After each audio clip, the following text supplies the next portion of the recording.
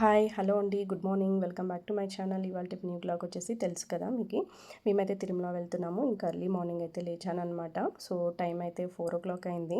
So ఇప్పుడే లేచాను. So ఇంకా బయట అంతా క్లీన్ చేసేసి ఇంకా మనం ముగ్గు అయితే పెట్టేసుకోవాలి. అండ్ ఇంకా లేవగానే మనమైతే ఇంకా రైస్ కూడా వండుతున్నాను. ఎందుకంటే ఇంకా మనము మధ్యలో ఏమైనా తినాలి అంటే సో మనం ఇంటి నుంచి తీసుకెళ్దామనేసి నైట్ బియ్యం అయితే నానబెట్టేశాను. సో పులియోగరే చేద్దామనేసి సో ఇంకా స్విచ్ ఆన్ అయితే చేసేసాను అనమాట కుక్కర్.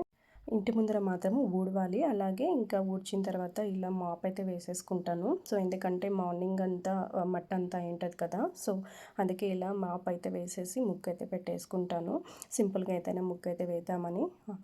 అర్లీ మార్నింగ్ కదా, ఇంకా ఎవరు లేవలేదండి. నేనే అయితే లేచాను అనమాట. పిల్లలు ఇంకా పడుకున్నారు, మా వారు కూడా ఇంకా లేవలేదు.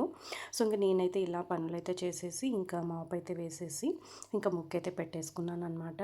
ఒకవైపు అయితే రైస్ కూడా అవుతుందండి. ఈ పనులన్నీ అయ్యే లోపలే మనకి రైస్ అయితే అయిపోతుంది. సో రైస్ అవ్వగానే కొద్దిగా చల్లారిన తర్వాత మనం పులియోగర అయితే కలిపేసుకోవచ్చు ఈజీగా. ఇంకా నేను గుమ్మానికైతే పసుపు కుంకుమ ఇలా మార్నింగే అయితే చేసేసాను అనమాట. ఇంకా మార్నింగ్ కార్తీక మాసం సోమవారం పూజ చేసుకున్నాను కదా, అదే టైంలో మార్నింగ్ అయితే ఇలా గడపకి కుంకుమ రాసి పసుపు రాసి బొట్లు అయితే పెట్టేసుకున్నాను అనమాట. ఇప్పుడైతే నేను ఇంటి ముందర ఇలా మోప వేసి ముగ్గు అయితే పెట్టుకుంటున్నాను.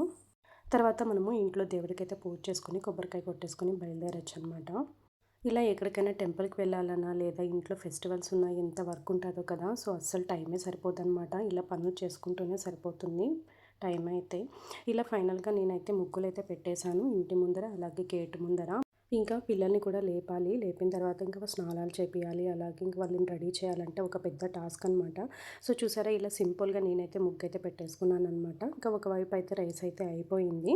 సో కొంచెం సేపు అయితే చల్లారిన తర్వాత నేనైతే పులియోగరే కలిపేస్తాను. అండ్ పులియోగరే కలిపిన తర్వాత ఈజీగా క్యారీ చేయడానికి నేనైతే ఇలా ప్లాన్ చేశాను అనమాట. ఇలా మనకి use and throw plastic boxes అయితే ఉంటాయి కదా, సో అవి అయితే తీసుకొచ్చాను అనమాట. ఇలా ఇంకా మొత్తానికైతే నేను ఫుడ్ అయితే ప్రిపేర్ చేస్తున్నాను. ఒకవైపు అయితే ఇడ్లీ పెట్టాను, ఒకవైపు అయితే పల్లీలు అయితే వేయించుతున్నాను అనమాట. ఇడ్లీ అయితే పిల్లల కోసం అండి, కొద్దిగా పిండి ఉంది, అందుకే పిల్లలకైతే ఇడ్లీ వేసాను. ఇంకా మా కోసం అయితే ఇలా పులియోగర అయితే కలిపేసాను అనమాట.